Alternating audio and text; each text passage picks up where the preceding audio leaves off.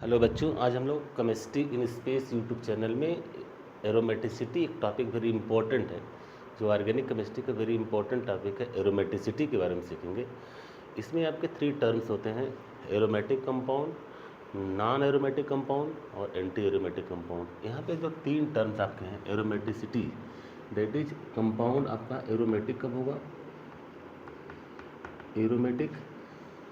Aromatic compound, non aromatic compound और anti aromatic compound. Aromatic compound होने के लिए क्या क्या जो कंडीशन है, that is condition cyclic compound होने चाहिए। मतलब कंपाउंड आपका मस्ट भी साइक्लिक होना चाहिए। अगर कंपाउंड आपका साइक्लिक नहीं होगा तो कंपाउंड आपका एरोमेटिक नहीं होगा। मीन्स साइक्लिक कंपाउंड ही एरोमेटिसिटी शो करते हैं। और कंपाउंड मस्ट भी प्लेनर, कंपाउंड आपका प्लेनर हो जाए ताकि उसमें डीलोकलाइजेशन ऑफ इलेक्ट्रॉन हो सके, डीलोकलाइजेशन ऑफ पाई इलेक्ट्रॉन हो सके, आपके पाई बॉन्ड डीलोकलाइज कर सके। तो यहाँ पे एक कंडीशन है, साइक्लिक कंपाउंड होना चाहिए, प्लेनर स्ट्रक्चर होना चाहिए, complete delocalization of electron. Pi electron delocalization के लिए आपका कंपाउंड मस्ट भी प्लेनर होना चाहिए। और कंपाउंड प्लेनर होने के लिए ईच कार्बन मस्ट भी sp2 हाइब्रिडाइज होना चाहिए, क्योंकि sp2 हाइब्रिडाइजेशन में आपका जो ज्योमेट्री मिलेगी ट्राइगोनल प्लेनर होगी। Must follow Huckel rule. यहाँ पे हक्कल रूल है, that is your 4n+2 equal to pi electron, 4n+2 equal to pi electron. जैसे यहाँ पे हम लोग एग्जाम्पल लेते हैं, एग्जाम्पल आपका benzene, this is your benzene. Benzene का जो मोलेकुलर फार्मूला है C6H6 है और साइक्लिक कंपाउंड है। और यहाँ पे अल्टरनेट क्रम में सिंगल और बॉन्ड दिखाए गए हैं। और यहाँ पे डीलोकलाइजेशन के थ्रू इसका दूसरा रेजोनेटिंग स्ट्रक्चर जो बनेगा, that is your second resonating structure. ये डबल बॉन्ड है, ये सिंगल बॉन्ड हो जाएगा, ये सिंगल हो जाएगा, ये डबल हो जाएगा, ये सिंगल, ये डबल बॉन्ड, ये कंप्लीट डीलोकलाइजेशन। और लास्ट में आपको मिलेगा रेजोनेंस हाइब्रिड स्ट्रक्चर। इसको हम लोग कहते हैं रेजोनेंस हाइब्रिड, इसको that is your resonance hybrid, resonance hybrid, resonance hybrid. तो रेजोनेंस हाइब्रिड स्ट्रक्चर जो होते हैं, जितने भी कैनोनिकल फॉर्म के स्ट्रक्चर होते हैं, उसमें सबसे मोस्ट स्टेबल होते हैं। तो एरोमेटिसिटी के लिए ये टर्म एंड कंडीशन है कि कंपाउंड मस्ट भी आपका साइक्लिक होना चाहिए। अगर कंपाउंड साइक्लिक नहीं है तो कंपाउंड एरोमेटिक नहीं होगा। सेकेंड जो कंडीशन है, that is compound must be planar, compound आपका प्लेनर होना चाहिए। और थर्ड है complete delocalization of pi electron. और फोर्थ है मस्ट फॉलो हक्कल रूल। और हक्कल रूल क्या है? 4n+2 equal to pi electron, where n की वैल्यू आपकी 0 हो, 1 हो, 2 हो, 3 हो, 4 हो, डॉट डॉट डॉट, मतलब कुछ भी हो सकती है n की वैल्यू, इंक्लूडिंग 0। मतलब 0 भी होगा तो कंपाउंड आपका एरोमेटिक होगा। तो एरोमेटिक एक किसी भी कंपाउंड के स्टेबल होने की जो वीआईपी शर्त है, वेरी इंपॉर्टेंट जो शर्त है कि कंपाउंड यदि एरोमेटिक होगा तो वो आपका मोर स्टेबल होगा। तो 3 कंडीशन है यहाँ पे, एरोमेटिक, एंटी एरोमेटिक और नॉन एरोमेटिक।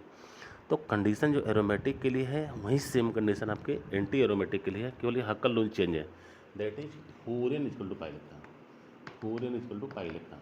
ये कंडीशन आपकी है एंटी एरोमेटिक की, एंटी एरोमेटिक है। एंटी एरोमेटिक की कंडीशन क्या है? 4n equal to pi electron, an की वैल्यू आपकी कितनी होती है? 1 2 3, ये कंडीशन आपकी। तो एरोमेटिक और एंटी एरोमेटिक दोनों का कंडीशन तो सेम है, केवल हक्कल रोल में चेंजिंग है। और हक्कल रोल में चेंजिंग क्या है कि हक्कल रोल में यदि एरोमेटिक है तो 4n+2 पाई इलेक्ट्रॉन को फॉलो करता है। और यदि आपका एंटी एरोमेटिक कंपाउंड है तो 4n पाई इलेक्ट्रॉन को फॉलो करता है। बाकी सारे कंडीशन आपके सेम है। कंपाउंड साइक्लिक होना चाहिए, प्लेनर होना चाहिए, ईच कार्बन मस्ट भी sp2 हाइब्रिडाइज होना चाहिए, कंप्लीट डीलोकलाइजेशन होना चाहिए, रेजोनेटिंग स्ट्रक्चर मिलना चाहिए, रेजोनेंस हाइब्रिड स्ट्रक्चर मिलना चाहिए, कैनोनिकल फॉर्म स्ट्रक्चर मिलना चाहिए। सारे टर्म एंड कंडीशन एरोमेटिक और एंटी एरोमेटिक के सेम है। तीसरा जो टर्म आता है नॉन एरोमेटिक, यहाँ पे जो टर्म आता है that is non aromatic, non aromatic compound, non aromatic compound. Non aromatic compound कब होगा? जब कंपाउंड आपका एरोमेटिक ना हो, कंपाउंड आपका एरोमेटिक नहीं, एरोमेटिक भी नहीं है, एंटी एरोमेटिक भी नहीं है, एंटी एरोमेटिक भी नहीं है, कंपाउंड एरोमेटिक भी नहीं है, एंटी एरोमेटिक भी नहीं है, तो कंपाउंड मस्ट भी नॉन एरोमेटिक होगा। तो इन नॉन एरोमेटिक के लिए जो कंडीशन है, पहले हम लोग चेक करेंगे कंपाउंड आपका साइक्लिक है, प्लेनर है, sp2 हाइब्रिडाइज है, delocalization of pi electron complete है और प्लेनर ज्योमेट्री है। यदि सारे कंडीशन को फॉलो करके हक्कल रूल को फॉलो कर देता है तो कंपाउंड आपका एरोमेटिक होगा। लेकिन वही यदि 4n पाई इलेक्ट्रॉन को फॉलो करता है तो कंपाउंड आपका एंटी एरोमेटिक होगा। अगर इन दोनों को ना फॉलो करे तो कंपाउंड आपका must be non aromatic compound होगा, must be non aromatic compound होगा। तो इस तरह से हम लोगों ने चेक किया कि कंपाउंड कब आपका साइक्लिक होगा। साइक्लिक कंपाउंड तो आपको ऑलरेडी दिखते हैं। साइक्लिक कंपाउंड होने के लिए शर्त क्या है, साइकिल में होना चाहिए, कंप्लीट आपका चेन आपका बनना चाहिए। तो इस कंडीशन में हम लोग देखते हैं जो बेंजीन है, बेंजीन आपका क्या है, साइक्लिक कंपाउंड है और ईच कार्बन आपका sp2 हाइब्रिडाइज्ड है। और यहाँ पे हम लोग जो देखते हैं जो टर्म एंड कंडीशन के अकॉर्डिंग कि डीलोकलाइजेशन के थ्रू में जो बेंजीन है दैट इज योर C6H6। तो यहाँ पे टोटल इलेक्ट्रॉन आपके sp2 hybridize, this is also sp2 hybridized, ये भी कार्बन sp2, ये भी आपका sp2, ये भी आपका sp2, मतलब सारे कार्बन इसमें sp2 हाइब्रिडाइज है, प्लेनर ज्योमेट्री है, कंप्लीट डिलोकलाइजेशन ऑफ इलेक्ट्रॉन है। तो यहाँ पे कंपाउंड आपको साइक्लिक है, साइक्लिक भी है, प्लेनर भी है, क्योंकि सभी कार्बन sp2 हाइब्रिडाइज है, सभी carbon sp2 hybridize, planar geometry होगी, कंप्लीट डिलोकलाइजेशन, जो सिंगल थे डबल हो गए, जो डबल थे सिंगल हो गए, तो कंप्लीट डिलोकलाइजेशन है। हक्कल रूल को लोग फॉलो करते हैं, that is 4n+2 = pi electron, 4n+2 pi electron है कितने यहाँ पे, 1 2 3। तो एक बॉन्ड बनने में 2 इलेक्ट्रॉन लगते हैं, 2 बॉन्ड बनने में 4 और 3 बॉन्ड बनने में 6 इलेक्ट्रॉन, मतलब 6 इलेक्ट्रॉन। तो बेंजीन रिंग के अंदर पाई इलेक्ट्रॉन की संख्या टोटल कितनी है, 6 है, क्योंकि 3 डबल बॉन्ड है, 3 डबल बॉन्ड है, फर्स्ट सेकंड एंड थर्ड, और एक डबल बॉन्ड का जो फॉर्मेशन होता है 2 इलेक्ट्रॉनों के मिलने से होता है, जैसे 2 इलेक्ट्रॉन 4 6, टोटल बेंजीन के अंदर 6 इलेक्ट्रॉन है। और 6 इलेक्ट्रॉन होने के कारण यहाँ पे पाई इलेक्ट्रॉन आपके हो जाएंगे 6। तो 4n = कितना हो जाएगा, दैट इज 6 - 2, 4n = हो जाएगा आपका 4 हो जाएगा, और n = आपका 1 होगा। तो सारे टर्म एंड कंडीशन को बेंजीन रिंग फॉलो करता है, मीन्स ये साइक्लिक भी है, प्लेनर भी है, sp2 हाइब्रिडाइज्ड भी है, कंप्लीट डिलोकलाइजेशन ऑफ इलेक्ट्रॉन है, और स्टेबल कंपाउंड होने के कारण एक कंपाउंड आपका क्या है, एरोमेटिक है। नेक्स्ट एग्जांपल हम लोग लेते हैं साइक्लोप्रोपीन कैटायन। दूसरा एग्जांपल हम लोग लेते हैं, दैट इज दिस इज जो सबसे smallest, that is cyclopropene cation. ये आपका है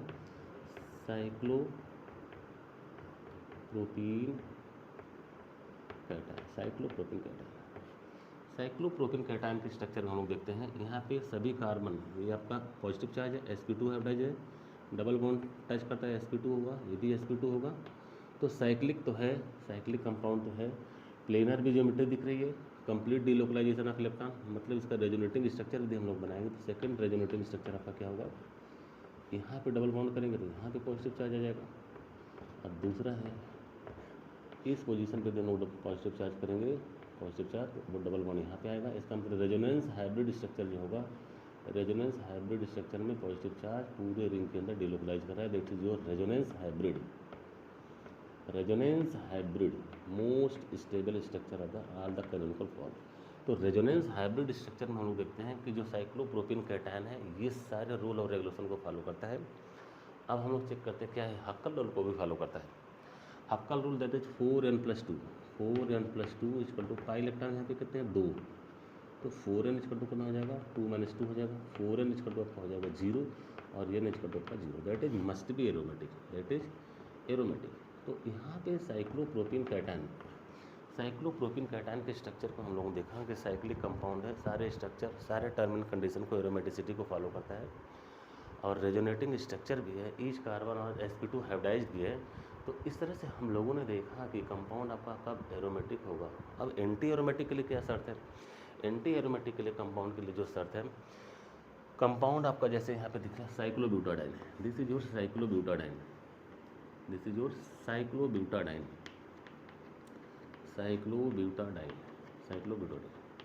और इसके स्ट्रक्चर को हम लोग क्या लिख सकते हैं, ये कंप्लीट डिलोकलाइजेशन यहाँ पे कराइए, ये कंप्लीट डिलोकलाइज यहाँ पे हो जाएगा, और अगला रेजोनेटिंग स्ट्रक्चर हमको क्या मिलेगा, that is this and this, और इसका रेजोनेंस हाइब्रिड स्ट्रक्चर जो मिलेगा यहाँ complete delocalisation pi electron, that is your resonance hybrid is more stable then on the canonical form the structure. तो यहाँ पे कार्बन देखते हैं, ये भी आपका कार्बन sp2 हाइब्रिडाइज है, दिस कार्बन आ जाएगा उससे sp2, ये भी आपका sp2 हो जाएगा, ये भी आपका sp2 हो जाएगा। तो इस तरह से सारे कार्बन तो यहाँ पे sp2 हाइब्रिडाइज है। अभी हक्कल रूल को फॉलो करता है कि नहीं, तो 4n+2 equal to pi electron कितना है 4, 2 और 2 4, तो 4n इक्वल टू कितना हो जाएगा, यहाँ पे 2 हो जाएगा और n इक्वल टू कितना हो जाएगा, फ्रैक्शनल वैल्यू हो जाएगी 1/2।